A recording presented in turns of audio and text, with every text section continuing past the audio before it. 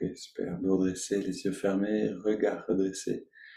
On prend quelques instants pour aller dans l'expérience de la respiration avec tout ce bien-être qu'on a rassemblé, qu'on a généré maintenant.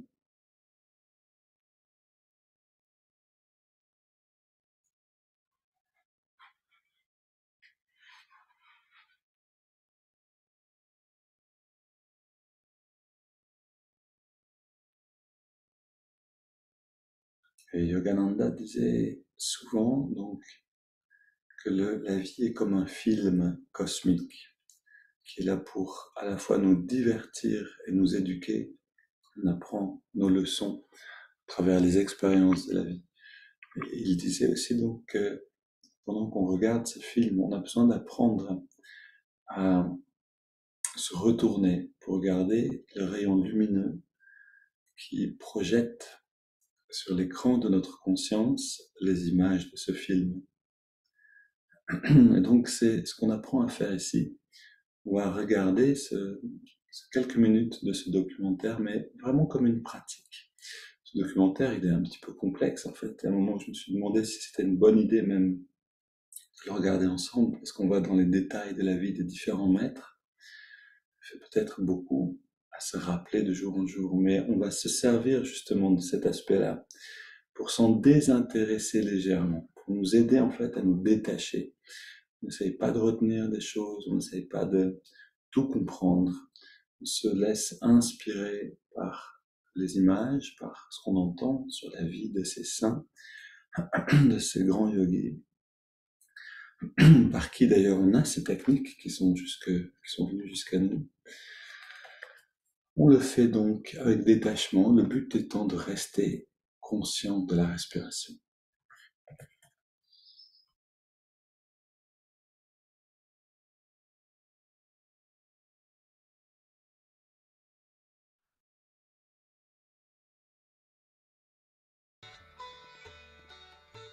He commented on many classic Hindu suited to each individual's temperament, capacity, and progress. He commented on many classic Hindu scriptures, but his favorite was the Bhagavad Gita. Becoming increasingly popular after retirement, he made his innovative, non-sectarian approach to spirituality and individualized Kriya practice available to all, regardless of caste or religion. The lives of Muslims, Christians, Hindus, Jains, Jews, and Parsis were all blessed and enriched from contact with this great sage and his insightful teaching.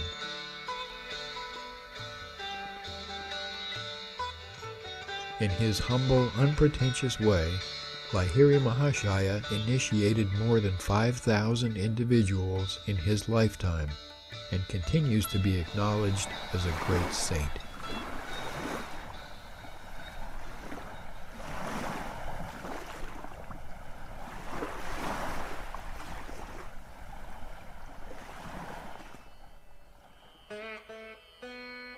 Mukunda's parents' guru, Lahiri Mahashaya, blessed him as a baby, predicting he would become a spiritual engine, leading many souls to God. This benediction was only the beginning of the Yogi Raja's lifelong guiding influence on Yogananda. At the age of 11, Mukunda's father was transferred to Bareilly. While settling in their new residence, Mother was in Calcutta, making arrangements for the wedding of older brother Ananta, renting a spacious house at 50 Amherst Street.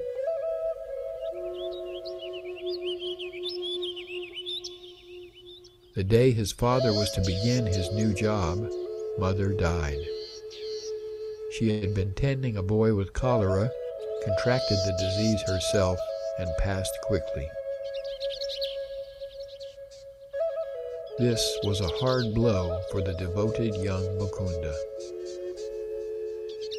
His natural love for Divine Mother developed into an obsessive ardor as he sought a replacement for his lost parent. By 1906, the family had relocated to Calcutta. Bhagavati Ghosh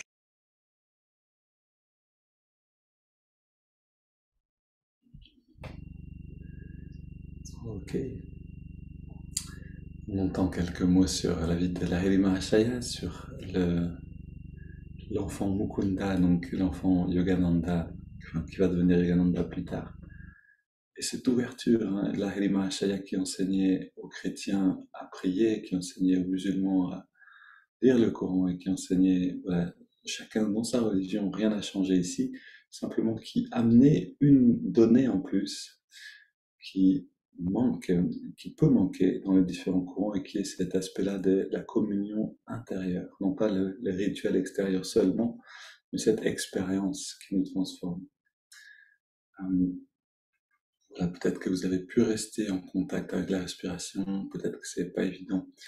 Quand vous pouvez rester quelques respirations complètement attentifs, ça, voilà, on est dans un équilibre qui provoque une forme de joie, une justesse qui vient dans notre être. Maintenant, on ferme les yeux pour faciliter les choses, c'est-à-dire qu'on n'est plus en contact avec le monde par le visuel. C'est ça qui nous hypnotise un petit peu le plus.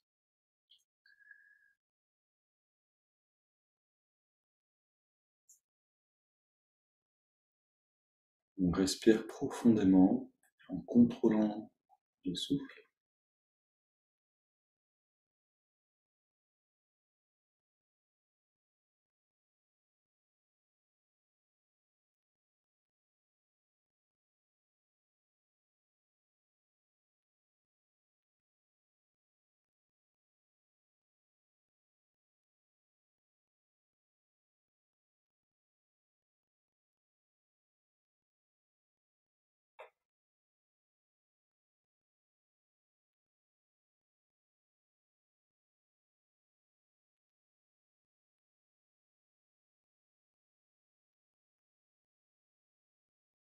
Et on trouve en quelques respirations cette position de l'observateur. Observons le corps respirer profondément comme si on était un petit peu à côté. On regarde comme si c'était pas le nôtre, comme si c'était plus nous.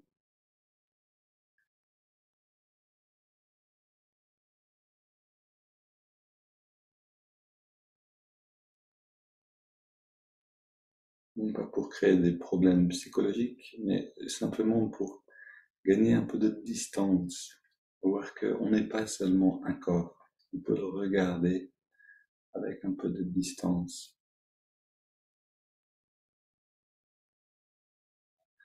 Gardons les yeux fermés, si c'est possible, pour aller dans les étirements du dos et observer ces mouvements avec la même perception. Inspire, expire, on arrondit le dos. Inspire vers le ciel. Expire, on se penche vers la gauche. Inspire au centre. Expire, on se penche vers la droite. Inspire au centre et on se tourne à l'expire vers la gauche. On soutient avec les mains.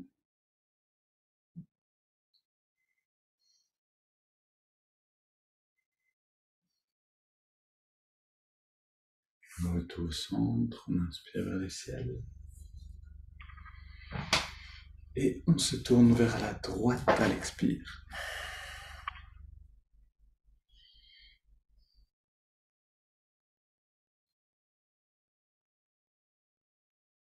Retour au centre, on pose les mains derrière et légère flexion du dos vers l'arrière avec l'ouverture de la poitrine.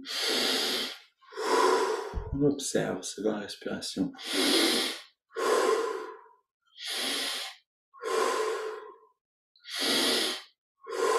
Comme si elles avaient lieu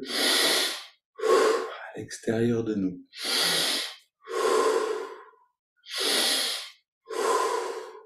Périphérie de la conscience.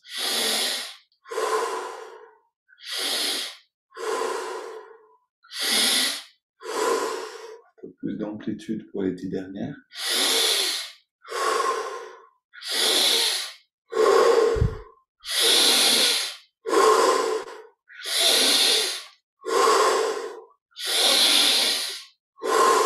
Maximum pour les 5 dernières.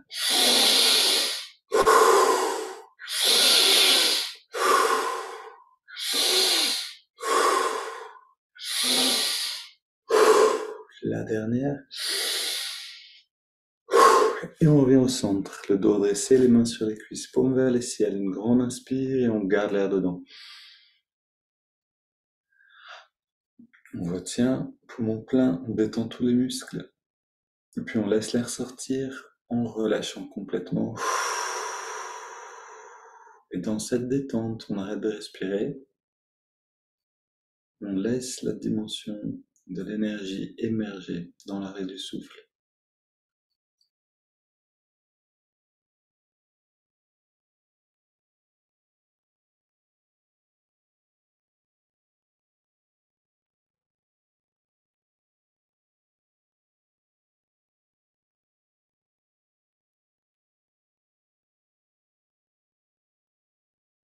On inspire à nouveau. On garde l'air dedans, poumon plein, on rentre le ventre, on contracte la périnée. On relâche et on expire.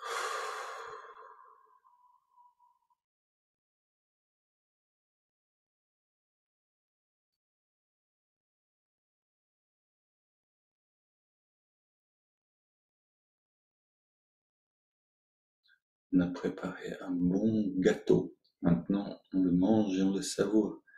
C'est ce qui se passe avec la conscience. On a préparé cette conscience. On l'intègre, on l'ingère.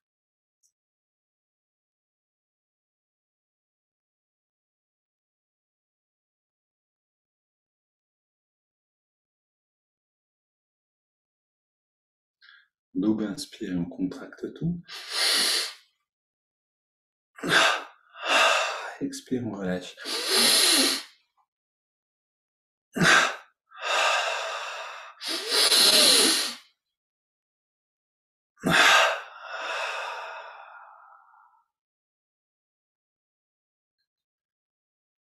Dans la détente, on inspire sur 5 par les narines.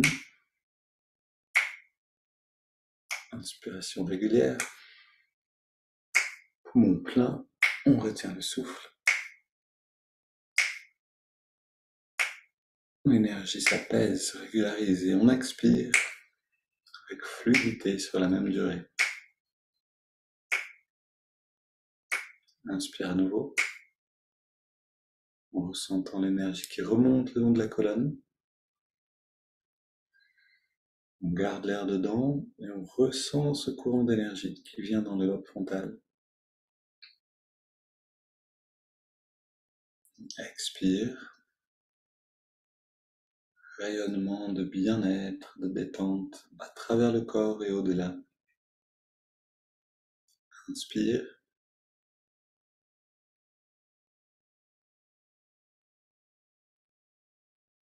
On garde.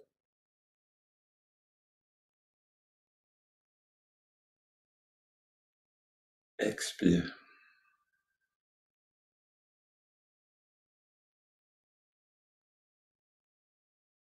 Inspire.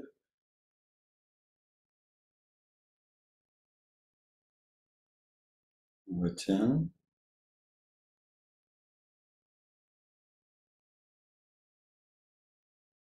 Expire.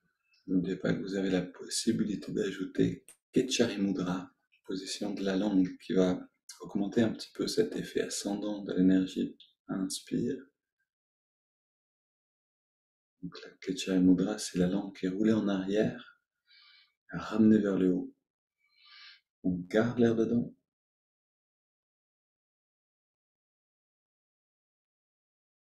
Expire.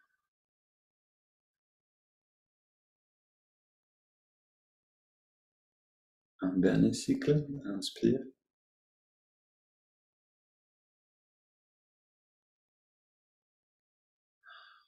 Garde.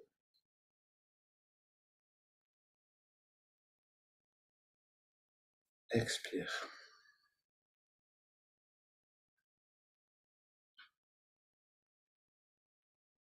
On prend une grande inspire, puis on laisse l'air aller venir. Le corps respire à son rythme sans plus aucun contrôle de notre part.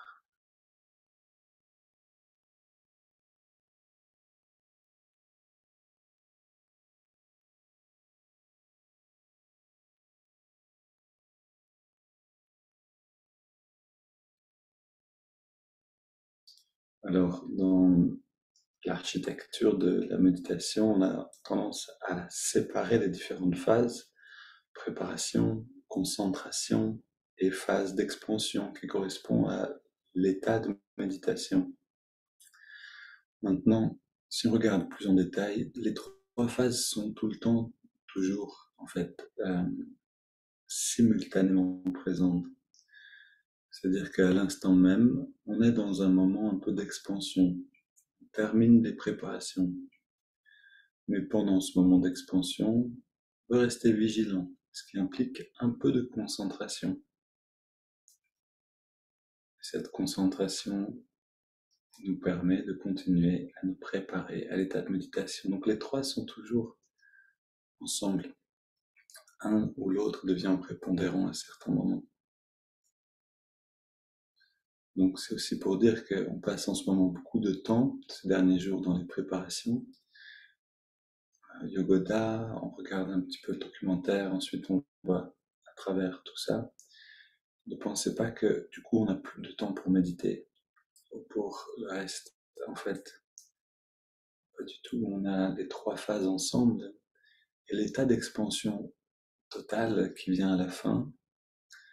C'est pour ça qu'on s'arrête sur Zoom, mais qu'on continue encore un certain temps. Lui, il peut durer tant qu'on se sent bien, en fait, vraiment ad lib, comme on dit, c'est-à-dire autant qu'on a du plaisir à être dedans. Allons maintenant dans la phase de concentration.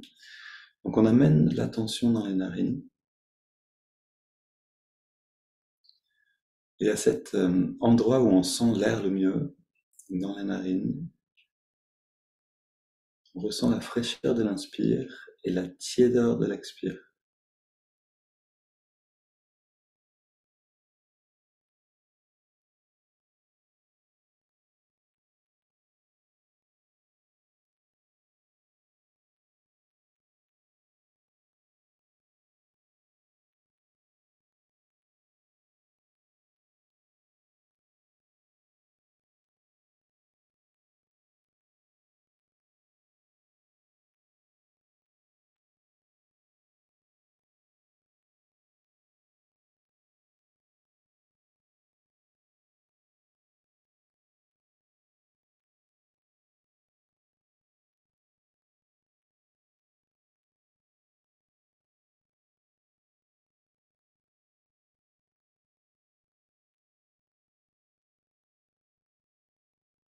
On ajoute le mouvement de l'index de la main droite, tout en continuant d'observer le souffle.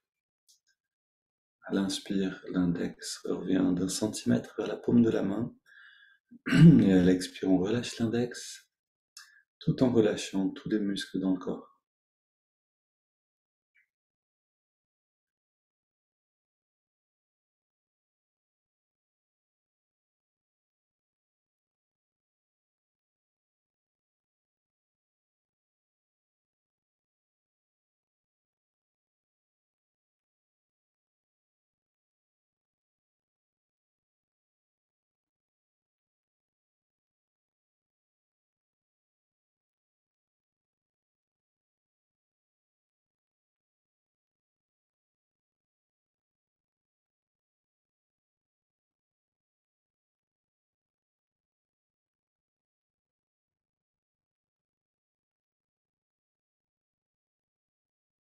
Une détente graduelle, donc qui devient total en quelques respirations. Et on ajoute le mantra Hong So, je suis cela. Et à l'inspiration, donc le Hong accompagne l'inspiration mentalement, So accompagne l'expiration.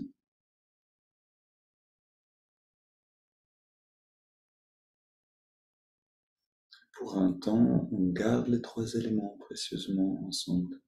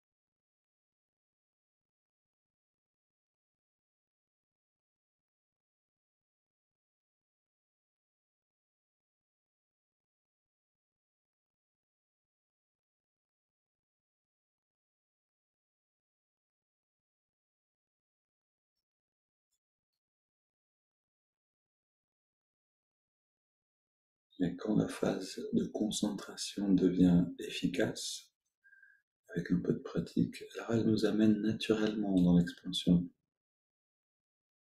Alors on laisse le mouvement des doigts de côté, qui n'est plus nécessaire. On continue juste avec le mantra et l'observation du souffle, aller un petit peu plus profondément.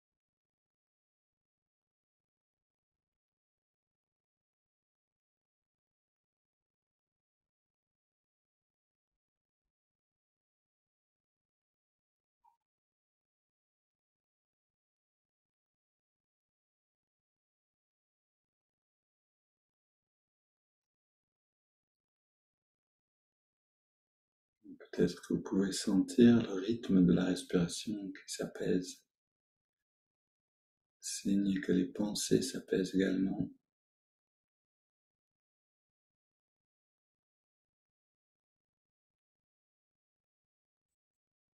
Et pour rentrer totalement dans l'expansion, on inspire profondément, expire en 3 fois, un petit moment sans respirer, pour toucher à cette paix intérieure qui est dans l'arrêt de la respiration.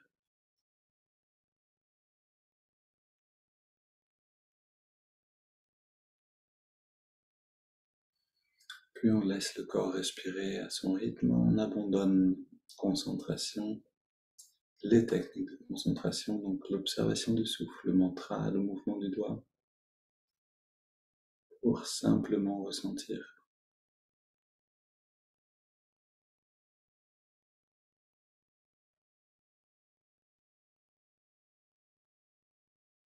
Maintenant, je vous donne un petit truc, si jamais une astuce, si jamais les pensées reviennent trop vite, vous pouvez répéter Om sur l'inspire, sur l'expire. Voilà, si des pensées vous détournent de l'expérience, de l'expansion, servez-vous de Om ou alors d'une affirmation de votre choix, d'un ancrage pour le mental. Sinon, restez en silence et vous ressentez simplement.